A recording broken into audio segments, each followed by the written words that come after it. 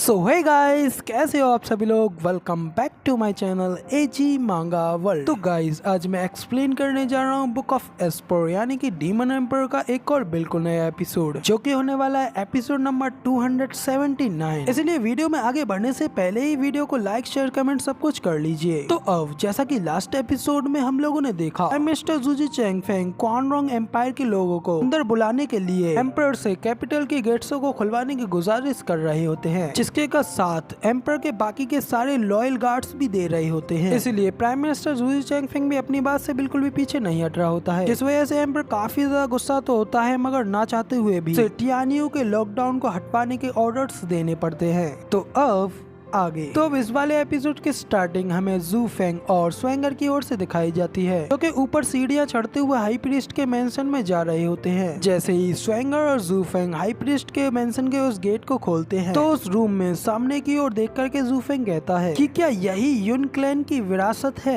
8 dragon spiritual weapon. जू Feng के इतना कहने के बाद हमें वहाँ पे एक यिंग एंड यांग से बना हुआ गोल्डन कलर का एक अपर्चर दिखाया जाता है, जो कि युन क्लैन को हेवन से जोड़ने वाला एक उपकरण होता है। तो स्वेंगर भी उस डिवाइस को देख कहती है कि हाँ, तुम बिल्कुल सही कह रहे हो। स्वर्ग को इस दुनिया से जोड़ने वाले डिवाइस कम्यून को पा करके कोई एक देख सकता है कि इस पूरी दुनिया में क्या हो रहा है। जैसा कि कल रात मैंने सितारों को देखा था, वाइल्ड ड्रैगन अपने कन्वेंस का ध्यान यहाँ टियानियो में केंद्रित कर रहा है, लेकिन ये सब केवल एक मोटा मोटा अनुमान है। केवल स्वर्ग को जोड़ने वाले इस डिवाइस के माध्यम से ही मैं देख सकती हूँ कि क्या मेरा ये सटीक फोकस है या नहीं, और या फिर ये कहीं दूसरे फैक्शंस के लोगों के साथ कैसे उलझाता है। तो इधर स्वेंगर की ये बात सुनकर के जू फेंग भी कहता है कि ओ अच्छा, तो ये इस तरीके से काम करता है। इतना कहने के बाद फिर जू फेंग वहाँ से दूसरी ओर मुड़ जाता है और स्वेंगर से कहता है कि ठीक है, अब तुम वही करो जो कि तुम सबसे अच्छा कर सकती हो, तब तक मैं तुम्हें कोई दिक्कत ना हो इस बात की निगरानी रखूंगा। तो जू फेंग की बात सुन स्वेंगर भी कहती है कि ये युन क्लैन का एक हाउस है और तुम्हारा नजर रखना ऐसा कहना बिल्कुल ऐसा है जैसे कि हम लोग यहाँ पे खुद से चोरी करने के लिए आए हुए हैं। तो स्वेंगर की बात सुन जू फेंग भी उसकी ओर मुड़ करके हंसते हुए कहता है कि खैर, तुम्हारी बातों का एक पॉइंट तो है, लेकिन फिर भी हर घर में हर जगह आंखें और कान होने के कारण मैं उन सभी को ब्लॉक कर दूंगा। तो इतना कह करके जू फेंग दूसरी ओर चला जाता है, जबकि स्वेंगर अभी भी उसे देखते हुए अपने मन में कह रही होती है कि एटलीस्ट ये इतना ज्यादा बुरा तो नहीं है जितना ज्यादा मैं इसके बारे में सोच रही थी। साथ ही स्वेंगर पिछली बातों को याद करते हुए अपने मन में एक आगे सोचती है कि ये अपने लोगों के लिए नहीं, ये वो उसके लिए अपने जन्मदिन की पार्टी नहीं रखेगा। ऐसा कह करके वो युनहाई की बातों को याद करने लगती है। तो युनहाई की ये बात सोच करके वो जू फेंग के साथ उस बेड वाली बात को याद करके काफी ज्यादा शर्मा जाती है और ब्लश करने लगती है। आगे और भी ज्यादा ब्लश करते हुए कहती है कि जब मैं खुद उसके बिस्तर पर पहुंच गई थी तो ये बिल्कुल ऐसा था जैसे कि मैं उसके बर्थडे का एक गिफ्ट दे रही हूँ। ये बात तो सच में मेरे लिए काफी ज्यादा एम्बैरेसिंग है। तो अब कुछ देर ये सब सोचने के बाद स्वेंगर अपने आप को कंट्रोल कर लेती है और आगे कहती है कि ठीक है, चलो उसे छोड़ो और इसे स्टार्ट करते हैं। इतना कह करके स्वेंगर उस पिलर के ऊपर अपना हाथ रखने लगते हैं, जिस पिलर के ऊपर वो हेवेंस को अर्थ से जोड़ने वाले डिवाइस रखा होता है। जैसे ही स्वेंगर उस डिवाइस के ऊपर हाथ रखती है तो उसे काफी सारे अलग अलग रंगों के ड्रैगन्स की स्पिरिट दिखाई देती है, जो कि एक दूसरे के ऊपर अटैक कर रहे होते हैं, जिसे देख करके स्वेंगर भी उस एनर्जी को काफी ज्यादा हैरानी से देख रही होती है। साथ ही साथ वो नीचे से ऊपर की ओर उन सभी को देखते हुए काफी ज्यादा घबरा रही होती है, क्योंकि उसे वो डिवाइस इस पूरी दुनिया के गम, दुख और बुराई को दिखा रही होती है, जहाँ पे कि हर तरफ सभी लोग एक दूसरे को मार रहे होते हैं और चीख रहे चिल्ला रहे होते हैं और पूरी की पूरी दुनिया आग में झुलसी हुई होती है। ये सब देख करके स्वेंगर डर के मारे कांप रही होती है, जबकि दूसरी ओर से जू फेंग भी उसे ऐसा करता हुआ देख करके कहता है कि क्या ये अब आखिर खत्म हो गया। इतना कह करके जू फेंग स्वेंगर की ओर आगे करीब बढ़ने लगता है, जो कि अभी भी वहीं खड़ी खड़ी कांप रही होती है और उसकी आंखों से आंसू निकल रहे होते हैं, जिसे देख करके जू फेंग उससे कहता है कि स्वेंगर, आखिर क्या हुआ, क्या इसकी पावर्स तुम्हारी आंखों में चली गई या नहीं। तो जू फेंग की बात सुन स्वेंगर उससे कहती है कि स्टीवर्ट जू, मैं तुमसे विनती कर रही हूँ। इतना कह करके स्वेंगर जू फेंग का हाथ भी पकड़ लेती है और रोते हुए उससे कहती है कि मेरे दादाजी के साथ जो कुछ भी हुआ उसे तुम चाहो तो नजरअंदाज कर देना, मगर लेकिन प्लीज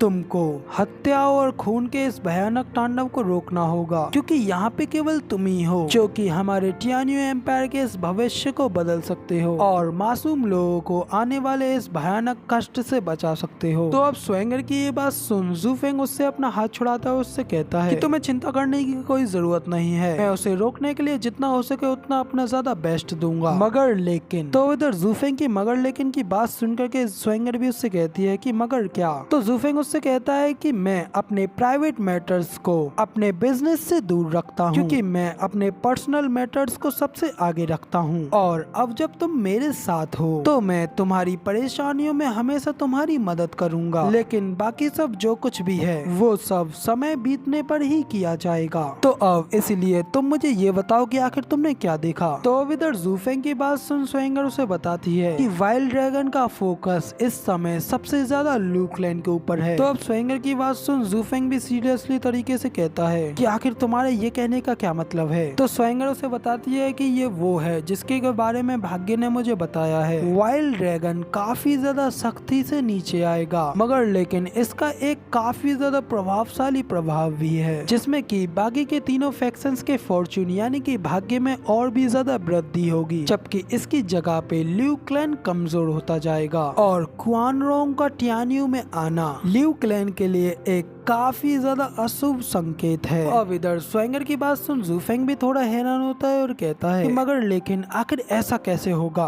कि बाकी के तीनों फैक्शंस इस वजह से और ज्यादा उन्नत और पावरफुल कैसे होंगे? न कहने के बाद जू फेंग कहता है कि ऐसा नहीं होना चाहिए, अगर वो दोनों बढ़े तो मैं समझ सकता हूँ, लेकिन क्राउचिंग ड्रैगन ऐसे कैसे हो सकता है? यानी कि एक वैली ड्रैगन जो कि एक क्राउचिंग ड्रैगन को अपने माइंड में रखते हुए आगे आता है, तो इसका परिणाम आखिर ल्यू क्लैन को क्यों भुगतना पड़ेगा? मिस स्वेंगर, क्या तुम्हें इस बारे में थोड़ा अजीब नहीं लग रहा? तो स्वेंगर कहती है कि एक एजुकेटेड यानी कि शिक्षित अनुमान हमें बताता है कि क्वान रोंग का पहला टारगेट टियान्यू की imperial family the crouching dragon है, मगर लेकिन हेवन ने मुझे इसके विपरीत दिखाया है, इसलिए फिलहाल तो मैं इसका कोई मतलब नहीं निकाल सकती हूँ। तो अब स्वेंगर की ये बात सुनकर के जू फेंग भी काफी ध्यान से अपने मन में सोचते हुए कहता है, हाई प्रीस्ट युन जुआन जी ने कहा था कि भाग्य जीवन और मृत्यु के रास्ते से भरा हुआ है, जबकि अलग अलग लोग अपना अलग अलग चुनाव करते हैं और अपने अलग अलग रास्तों को अपनाते हैं। इसका मतलब तो ये है तीनों हाउसेस वाइल्ड ड्रैगन के साथ मिलकर के जरूर ल्यू क्लैन के खिलाफ कुछ न कुछ खिचड़ी तो पका रहे हैं, और मगर लेकिन आखिर ऐसी क्या चीज है जो कि उस माइटी क्वान रोंग एम्पायर को हमारे जैसे एक छोटे से क्लैन के ऊपर इतना ज्यादा फोकस देने पर मजबूर कर रही है? और आखिर इस ल्यू क्लैन के फॉर्च्यून के बारे में क्या है? जू फेंग की बात सुन स्वेंगर कहती है कि मुझे इस बारे में नहीं पता, ल्यू क्लैन के मुखिया तो तुम हो और तुम स्वर्ग के कंट्रोल से भी बिल्कुल बाहर हो, इसीलिए मैं इस इमीडिएट सिचुएशन पर सिर्फ प्रेजेंट को ही देख सकती हूँ, क्योंकि मेरे लिए तुम्हारे भाग्य को देख पाना बिल्कुल ब्लॉक्ड है। तो स्वेंगर की ये बात सुन जू फेंग अपने सिर पे हाथ रख लेता और फिर से अपने मन में कहता है कि जैसा कि कहा जाता है कि अपने आप को और अपने दुश्मन को अच्छी तरीके से जान लो, इस चीज से तुम कभी भी नहीं हारोगे बल्कि जीत कर ही आओगे। इसलिए फिलहाल हालांकि मैं अपने दुश्मनों के बारे में तो जानता हूँ, मगर लेकिन मैं अपने वंश के बारे में ही नहीं जानता हूँ। उसको लेकर के मैं अभी भी पूरी तरीके से अंधकार में हूँ और इस वजह से खुद मेरा फ्यूचर ही अनसर्टेन हो गया है। इसीलिए भाग्य को बदलने के लिए सिर्फ भाग्य के कंट्रोल से बाहर होना ही काफी नहीं है फिलहाल। इसीलिए अब सबसे पहले मेरे लिए प्राथमिक चीज बाकी के तीनों हाउसेस की गतिविधियों का पता लगाना है, आखिर वो सब क्या कर रहे हैं। तो गाइज अब जू फेंग के इतना कहते ही हमारा ये वाला एपिसोड यहाँ पे पूरी तरीके से कंप्लीट हो जाता है। वीडियो को छोड़ने से पहले आप लोग मुझे थोड़ा सपोर्ट करने के लिए नीचे लिंक में दिए गए व्लॉग चैनल को सब्सक्राइब कर सकते हैं, और अब आगे क्या होने वाला है उसे देखने के लिए आप लोगों को इसके नेक्स्ट हफ्ते का इंतजार करना होगा। तो अब फिलहाल के लिए वीडियो पसंद आई हो तो यार एक लाइक कर देना, साथ ही कमेंट करके बताना कि आपको हमारा ये वाला वीडियो का एक्सप्लेनेशन कैसा लगा। ऐसे ही नई नई वीडियोस को देखने के लिए मेरे इस चैनल को सब्सक्राइब करना बिल्कुल भी मत भूलना। जिसके बाद मैं मिलता हूँ आप लोगों से अगली वीडियो में, तब तक के लिए टाटा बाय बाय, फिर मिलते हैं।